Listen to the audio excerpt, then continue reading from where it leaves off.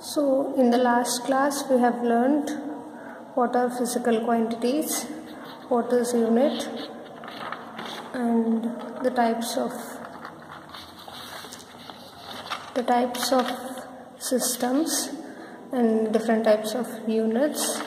We also saw what is plane angle, what is solid angle, and we measured and we also learned measurement of length, measurement of large distances, and that's it. So we stopped here in the last class. So before going to the next class, I want to see here I have written fundamental units and derived units, but the definition here is for fundamental physical quantities and the derived physical quantities, and the units that we write for fundamental physical quantities are known as fundamental units, and the units that we write for derived physical quantities are known as derived units. Yes. So you can clearly see here the quantities which are independent to each other are known as fundamental physical quantities, not fundamental units. Don't take this as a definition for this and this as a definition for this. The units that we write for the fundamental physical quantities are fundamental units. Same here. So next our topic is estimation of very small distances, that is, say for example the size of a molecule. So to measure the size of a molecule you cannot use a meter scale or a vernier scale or a screw gauge. So molecule sizes will be in the range of 10 power minus 8 meter to 10 power minus 10 meter. So this range cannot be measured from our normal scales. So what we will do? We will use different method to measure the distance or the size of the molecule. So you might be knowing the optical microscope. So even optical microscope has certain limitations, because if you want to look an object from the optical microscope, you have to use the light, but the light has a wave-like feature. So if it has wave-like feature, then the resolution of the microscope will depend on the wavelength of the light that you are using. Say for example, if you are taking the visible light, then what is the range? The range for visible light is 4000 Armstrong to 7000 Armstrong. So if you use this optical microscope which uses the visible light to observe the particle, then it cannot resolve the particle which have size smaller than this range, that is from 4000 Armstrong to 7000 Armstrong. So the next method would be using the electron beam. So if you use electron beam has to be focused properly on the object by using electric and magnetic field. But the resolution of this electron beam is also limited, because end of the day electron will also behave as a wave. So the next is the wavelength of electron can be as small as the fraction of Armstrong. So using this, electron microscopes were built which has the resolution 0.6 Armstrong. So which can almost resolve the atoms and the molecules in a material. So recently the tunneling microscope has been designed, which has the larger resolution when compared to the electron microscope. From this we can almost estimate the size of the molecule. So in today's lecture, let us learn how to estimate the molecular size of a given molecule. Here we will be using oleic acid. So to measure the size of a molecule, we will perform an experiment. So since this oleic acid is a soapy liquid with large molecular size of order 10 power minus 9 meter, So we'll form a monomolecular layer of oleic acid on a water surface just to measure the distance. Monomolecular layer means only one layer of this one molecular layer of oleic acid. So what do? We take 1 cm cube of oleic acid and we dissolve this in alcohol to form 20 cm cube of solution. So from this 20 cm cube of solution, we take again 1 cm cube and we again dissolve this in alcohol to form 20 cm cube of the solution. So here we are dissolving 2 times. First 1 cm cube in 20 cm cube, and from this solution we will again take 1 cm cube and we dissolve in alcohol to form the 20 cm cube. So overall the concentration of the solution would come to 1 divided by 20 into 20 cm cube. So we take this solution, so oleic acid solution, we take 1 drop of this oleic acid solution and we just sprinkle this solution. So if this is the trough, we have to fill this trough with water, and on the water what we are sprinkling is lycopodium powder. So on top of this we will spread 1 drop of oleic acid solution. So as soon as you spread 1 drop of oleic acid solution, it forms a very thin layer and it will be roughly in a circular shape.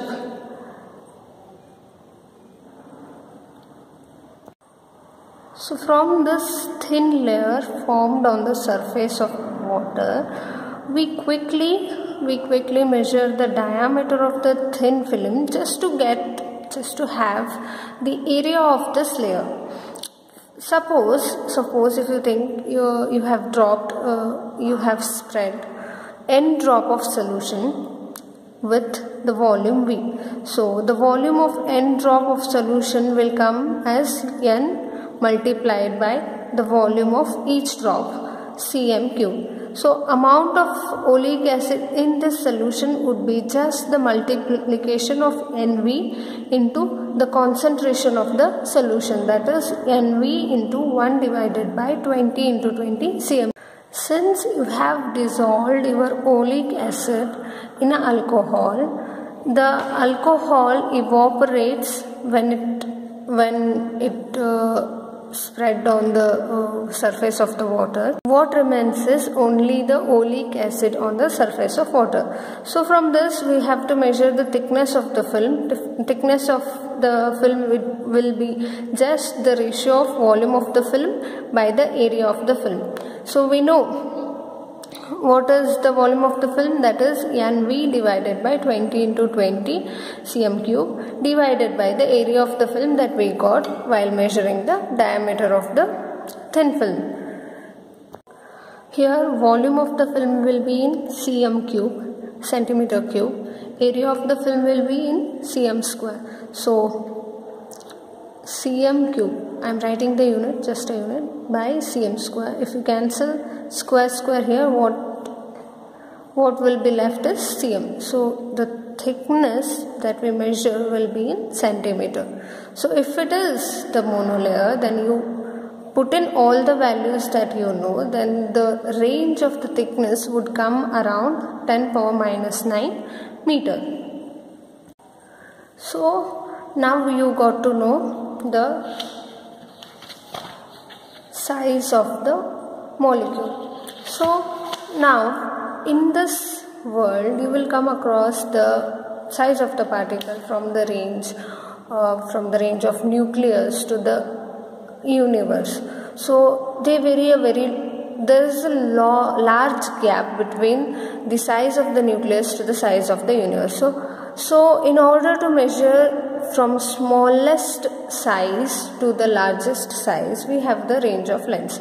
So here 1 Fermi, which is equals to 10 power minus 15 meter. 1 Armstrong will be equals to 10 power minus 10 meter. 1 astronomical unit. Well, this is the distance between the sun and the earth. What is the distance? It is 1.496 into 10 power 11 meter. 1 light year. 1 light year means the distance that is travelled by the light in 1 year, that is known as 1 light year, that is equals to 9.46 into 10 power 15 meter. And last but not the least, 1 parsec is equals to 3.08 into 10 power 16 meter. So I suggest you to remember all these values with the symbol. Say here, for Fermi we are using small f, for Armstrong we are using A superscript 0. So you remember the symbol with the value. The next topic is measurement of mass. So what is mass? Mass is the basic property of matter. So if I ask you to measure the mass of this pen, you will measure. But what happens if I keep this pen in a refrigerator? So for example, will this mass change? No, the mass of this pen will not change with the change in the temperature. So if with the location also the mass of the object will not change. Say for example, I am keeping this pen on the table. So again I keep this and measure. When I keep the pen on the table, I will measure the mass of this pen. So again I'll take this pen and I'll keep this below the table and I measure the mass of the pen. What will be the variation? Will there be any variation in the mass of this pen? No, right? So mass is independent of the location. And one more thing, so here is the pen. If I apply some pressure on it, do you think the mass would change? No. See, here I am applying the pressure on the pen. Did the mass change? No, right? So mass is again independent of pressure. So basically mass does not depend on the temperature, pressure and the location of the object in space. In the last class we have seen the SI unit of mass. SI unit of mass is kilogram, which is denoted by kg, right? So for larger blocks, for like books, for pen, for table, for atomic mass, or for the mass of the nucleus, the value of the mass will change. Say for example, you have two objects for the measurement of mass. Say 1A would be the book and B would be the atom. So in both the case, can you use kg for the measurement? Yes, you can use kg for the book, but when you come to the size or the mass of the atom, you cannot use kg conveniently. So what we have done is, so there is another unit which is known as atomic mass unit, which is the standard unit for mass, which is used in measuring the mass of the atoms, molecules, etc. So let's see what is atomic mass unit. Atomic mass unit can also be denoted as AMU. So it is used to measure the atomic and nuclear masses.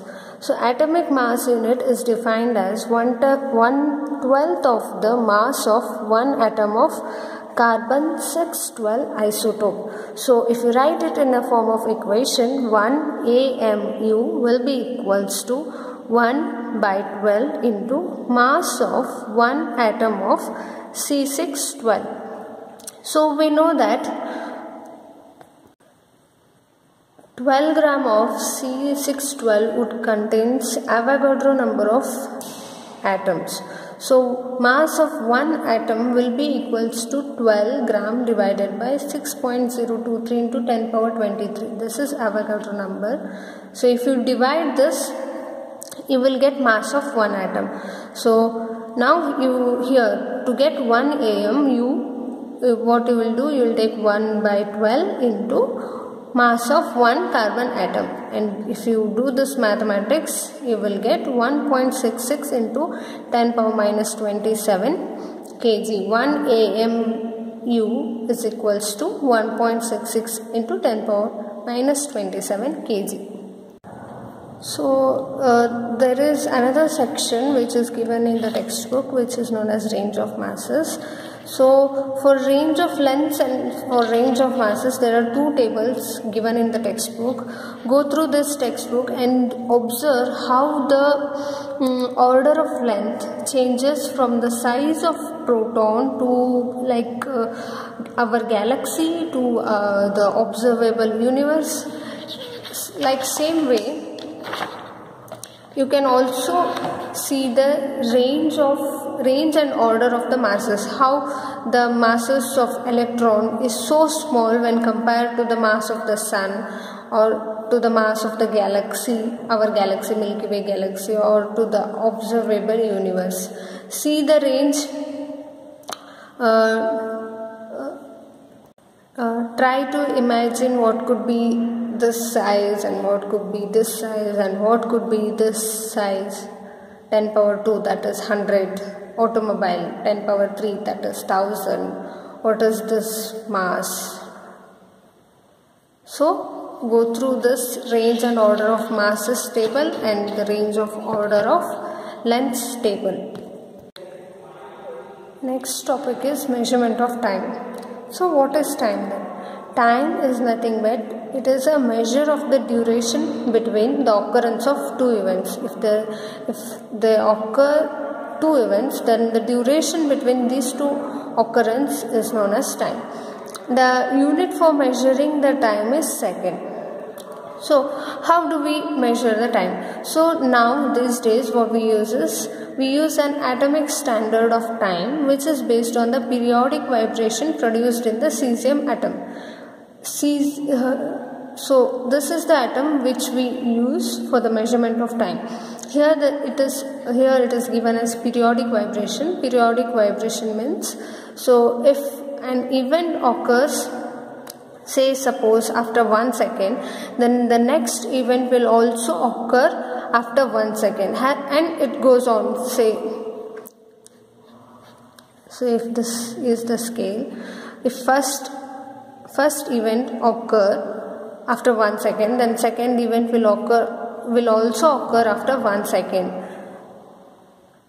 third, fourth, fifth. The time gap between all these events is almost same, hence the name periodicity or the periodic. Vibrations means the vibration of the atom or the electron in their lattice. So now in the cesium atomic clock, the second is taken as the time needed for these many vibrations of the radiation corresponding to the transition between two hyper fine levels of the ground state of cesium-133 atom. So if you take an atom,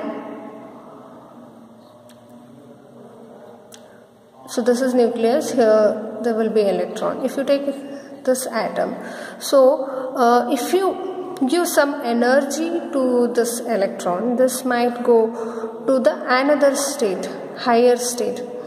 So there will be a transition.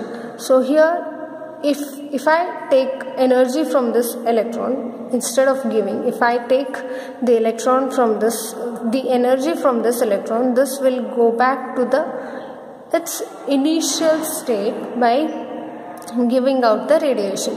So here there is a transition from second orbit to the first orbit. So this is known as transition. So in transition there are many different levels, like there comes fine level, there comes hyper fine levels. In between the energy levels, there will be fine lines, and in between these fine lines there occurs hyperfine lines. So what they are defining here is in the cesium atomic clock, the second is taken as the time needed for these many vibrations of radiation corresponding to the transition between two hyperfine levels of the ground state of cesium-133 atom. So the transition that occur between these two states, hyperfine states, can be taken as the second. So the cesium atomic clocks are very accurate, hence we use them for the measurement of time. The next section is accuracy, precision of instruments and error in the measurement. So you will be given one instrument and you are asked to measure certain physical quantities. So what will you do? You measure and you tell a value. So in that, while measuring, there will be uncertainty in the value that you have got, and when you compare that with the standard value, there will be some difference. Like say for example, acceleration due to gravity has got the value 9.8 meter per second square. G has 9.8 meter per second square. So if I ask you to measure this G through some experimental procedure, you will end up giving me different values. Like say for example, you have 9.6 meters per second square, so one has got 9.7778 meter per second square, and another one has got 9.5 meter per second square, and one more has got very large value, that is 9.9 meters per second square, and one has 10 meter per second square, and one person would come up with the value 9.799 meter per second square. So there are so many different values which I have got from the experiment. So in all these values, I have to say which value is accurate to the given value and which value is precise to the given value. So let's see what is accuracy and precision. So consider this as a true value, for example, for the explanation. So what will be your accuracy? The closeness of the measured value. Measured value means the value which you have measured while doing the experiment to the true value which has already been given or which has already been measured. Standard value of the physical quantity is known as the accuracy of the measurement. So accuracy is nothing but just the closeness of the measured value to the true value. So now what is precision then? Precision means the extent or the limit to which the measurement of the physical quantity is made. To the range or the limit to which the measurement of the physical quantity is made is known as a precision. So from the definition, I think you people are not clear. So let me take the example. So example is, so I have given some length of the rod. Take the length of the rod as 3.678 centimeter. So I give the same rod to you and I ask you to measure the length. So first one, so here the number of measurements, here it is the resolution of the instrument, and here the value. So you take the one measuring instrument which has got the resolution 0.1 centimeter and you measure the length and you come up with a value 3.5 centimeter. And in another experiment you take another instrument with a resolution 0.01 centimeter and the value comes around 3.38 centimeter. So in these two values, if I ask which one is accurate and which one is precise, then you would say 3.5 centimeter is accurate, because see, compare here. Here the given value is 3.6 3.78 centimeter. So the obtained value is 3.5 centimeter. So there's only very small difference in the value that you have got and the value which was given. So this is very close, this value is very close to the true value, hence the given value is accurate. So the next one which you got from the instrument which has got the resolution 0.01 centimeter, that is 3.38 centimeter. See here the true value has large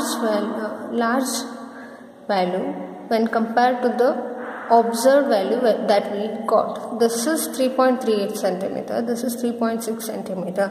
So there is so much difference in the value, but see here the decimal has been increased. Here we have got one more value, 3.8. You are measuring it very precisely.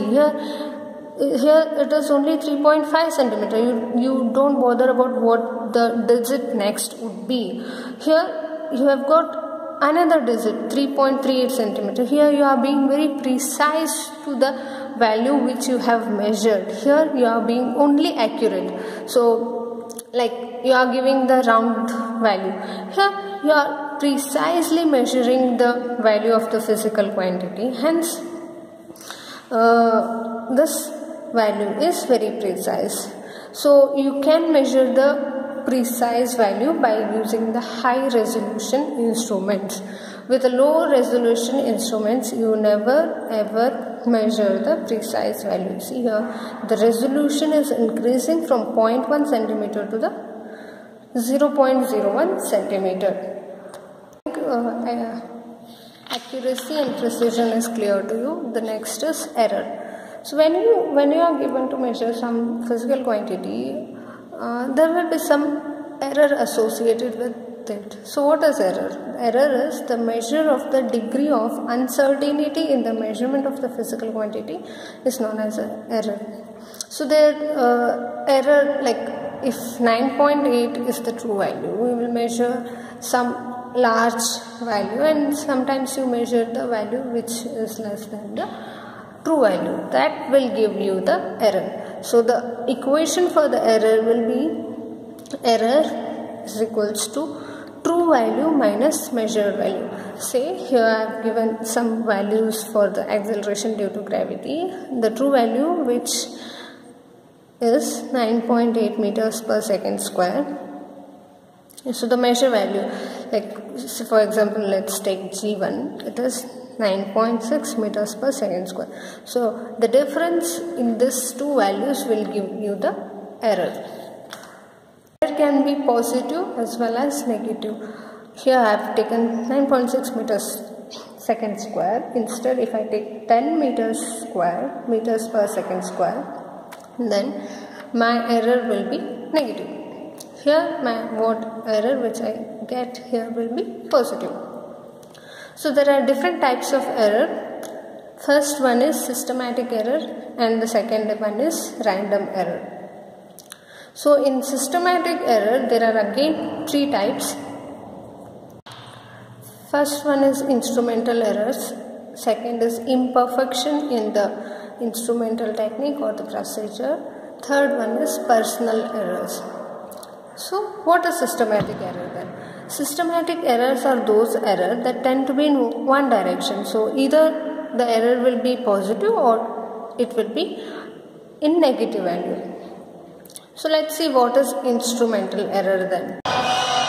To make an experiment you need an instrument. So while bringing the instrument, if there is any faulty or defect in the instrument, obviously you will get the different values that you measure from the faulty instrument, faulty or a defect instrument. So instrument error is the error caused due to the faulty design or the calibration of the measuring instrument, and that is known as the instrumental errors. So here say for example take the scale. So in the scale you have markings for 1 centimeter, 2 centimeter, 3 centimeter, etc. So there are units in the centimeter, like 0.1 centimeter, 0.2 centimeter, 0.3 centimeter. So you think the measurement in this scale is perfect, and then you carry on the experiment. So instead of, so if this is your scale, 1, 2, 3, 4. So in this you will also get fine lines which will have the value 0.1 to 0.9 and 1 centimeter. So this is the standard scale. So the scale which you get, if it has like this, so see here, the value of 1 centimeter would correspond to 0.75 or 0.8 centimeter. So this is the defect in the scale, or this will cause the error in the measurement that you do. Next, like the same way, if the zero of the vernier scale of the vernier calipers does not coincide with the zero of the main scale, then all the lengths measured by the vernier calipers will be different from the true values of the lengths. Yes. The next is imperfection in experimental technique or procedure. Before that, there is one more example which I have written here. You can go through that. So imperfection in the experimental technique or a procedure. There will be a set of rules or a procedure for performing any experiment. If you don't follow the procedure very clearly, then you end up getting the error. So for example, here there is an example which is given in your textbook, that is, it